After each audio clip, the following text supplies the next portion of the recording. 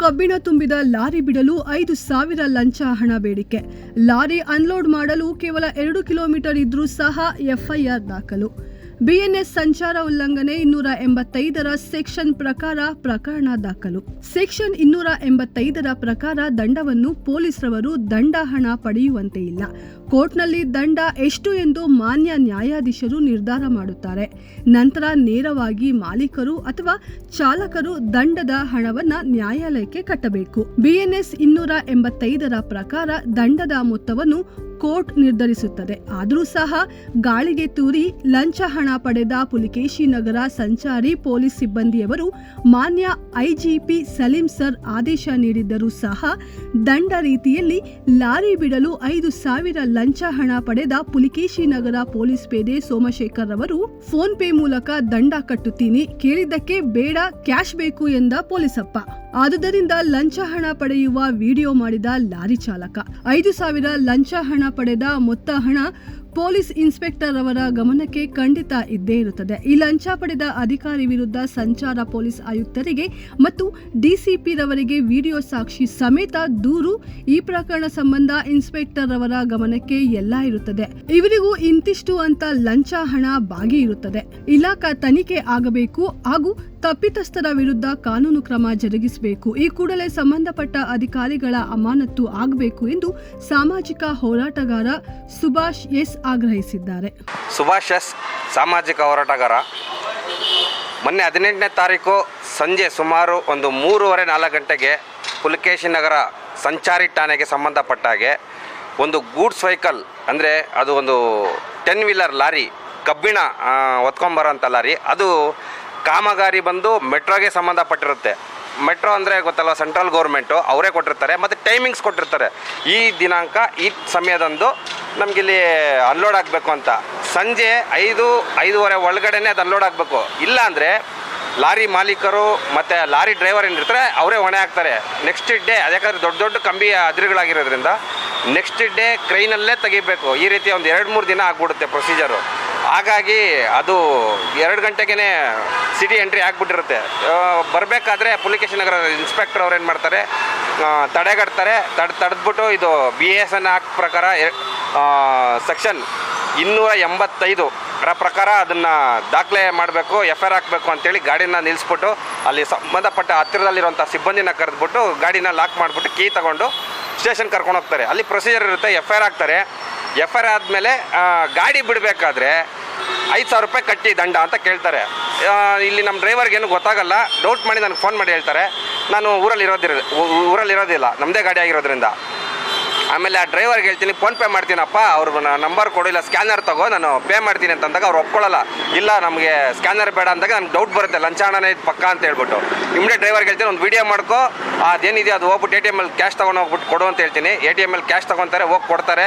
ತದನಂತರ ಅದು 5,000 ರೂಪಾಯಿ ಲಂಚ ಹಣ ಪಡೆದಿರೋಂಥ ವಿಡಿಯೋ ನನ್ನ ಹತ್ರ ಇದೆ. ಆಮೇಲೆ ಗಾಡಿ ಕೀ ಕೊಡ್ತಾರೆ. 9:30 ಮೇಲೆ ಗಾಡಿನ ಬಿಡ್ತಾರೆ. ಈಗ ದಂಡನೂ ಹಾಕಿದ್ರು ಅಂತಂದಮೇಲೆ FIR ಹಾಕಿದ್ರು ಅಂತಂದಮೇಲೆ ಇಮಿಡಿಯೇಟ್ ಗಾಡಿ ಬಿಡಬೇಕಾಗಿತ್ತು, ಗಾಡಿ ಬಿಟ್ಟಿಲ್ಲ. ಹಿಂಗೆ ನೆಕ್ಸ್ಟ್ ಡೇ ನಮಗೆ ಅಲ್ಲಿ ಅನ್ಲೋಡ್ ಆಗುತ್ತೆ. ಒಂದು ದಿನ ವೇಸ್ಟು. ಒಂದು ಲಾರಿಗೆ ಅಲ್ಲಿ ಬರೋದೇ 7,000 ರೂಪಾಯಿ 8,000 ರೂಪಾಯಿ ಒಂದು ಬಾಡಿಗೆ ಕಂಪನಿ ಕಡೆಯಿಂದ. 2,000 ರೂಪಾಯಿ ಡೀಸೆಲ್ ಹೋದ್ರೆ ಒಂದು 5,000 ರೂಪಾಯಿ ಉಳಿಯುತ್ತೆ ಅನ್ನೋ ಒಂದು ಇರುತ್ತೆ. ಅದನ್ನೇ ಇವರು ಲಂಚ ರೂಪದಲ್ಲಿ ಕಿತ್ಕೊಬಿಟ್ರೆ ನಾವು ಲಾರಿ ಮಾಲೀಕರು ಮತ್ತು ಅಲ್ಲಿ ಸಂಬಂಧಪಟ್ಟ ಡ್ರೈವರ್ಗಳು ಎಲ್ಲಿ ಹೋಗಬೇಕು? ಇದನ್ನು ಪದೇ ಈ ರೀತಿ ಲಂಚ ಹಣ ತಗೊಳ್ತಾ ಇರೋದು ಪೊಲೀಸವ್ರದ್ದು ನಿಲ್ತಾನೆ ಇಲ್ಲ. ಯಾವುದೇ ಇಷ್ಟು ಮೀಡಿಯಾದಲ್ಲಿ, ಇಷ್ಟು ಸೋಷಿಯಲ್ ಮೀಡಿಯಾದಲ್ಲಿ ಇಷ್ಟು ಉಗಿತಾ ಇರ್ತಾರೆ, ಆದರೆ ಇವ್ರಿಗೆ ಲಜ್ಜೆ ಮಾನ ಮರ್ಯಾದೆ ಏನು ಇಲ್ದಿರ ಸಿಬ್ಬಂದಿಗಳು ತಗೊತಾರೆ ದುಡ್ಡನ್ನ. ಒಂದು ಎರಡನೇದು, ಇದರಲ್ಲಿ ಆದೇಶ ಇದೆ, ಗೂಗಲಲ್ಲಿ ಸರ್ಚ್ ಮಾಡ್ಕೊಳ್ಳಿ ನೀವು ಅಂತಂದರು. 5,000 ರೂಪಾಯಿ ಇದೆ ಸತ್ಯ, ಆದರೆ ಆ ಆದೇಶ ಪ್ರತಿಯಲ್ಲಿ ಇವ್ರು ಕೊಟ್ಟಿರೋ ನೋಟಿಸಲ್ಲೇ ಇದೆ. ಏನಂತ ಇದೆ ಅಂದರೆ ನ್ಯಾಯಾಲಯಕ್ಕೆ ಸಂಬಂಧಪಟ್ಟಿದ್ದು. ನ್ಯಾಯಾಲಯ ಆದಮೇಲೆ ಸಿವಿಲ್ ಆಯಿತು. ಸಿವಿಲ್ ಆದಮೇಲೆ ಇವ್ರು ಯಾಕೆ ಎಂಟ್ರಿಫೇರ್ ಆಗ್ಬಿಟ್ಟು 5,000 ರೂಪಾಯಿ ತಗೊತಾರೆ? ಸಿವಿಲ್ ಕೇಸ್ ಅಂದರೆ ಇವ್ರು ಎಂಟ್ರಿ ಆಗ್ಬೋದಾ? ಫೈನು ಅವ್ರು ಕಟ್ಟಕ್ಕೆ, ಅವ್ರು ಯಾರು ನಮ್ಮ ದುಡ್ಡು ತಗೊಂಡಾಗ ಅವ್ರು ಕಟ್ಟಕ್ಕೆ ಯಾರು? ನ್ಯಾಯಾಲಯಕ್ಕೆ. ಇದರಲ್ಲಿ ಇದೆ ನೋಟಿಸಲ್ಲಿ, ಮಾನ್ಯ ನ್ಯಾಯಾಲಯ, ಅಲ್ಲಿ ನೀವು ಬಂದು ಭೇಟಿ ಮಾಡಬೇಕಾಗುತ್ತೆ ಒಂದು ನೋಟಿಸ್ ಕೊಟ್ಟ ನಂತರ ಅಂತ. ಹಾಗಾದ್ಮೇಲೆ ಇವ್ರು ಯಾಕೆ ತಗೊಂಡ್ರು ದುಡ್ಡು? ಒಂದು ಕ್ಯಾಶ್ ಅಂತೂ ತಗೊಳಂಗೆ ಇಲ್ಲ, ಕ್ಯಾಶ್ಲೆಸ್ ಆಗಿದೆ ಎಲ್ಲ ಕಡೆ. ಈಗ ಒಂದು ಟೀ ಅಂಗಡಿಗೆ ಹೋದ್ರೆ ಪೇಟಿಎಮ್ ಇಟ್ಟಿದ್ದಾರೆ. ಏನಕ್ಕೆ ಸರ್ಕಾರ ತಂತು?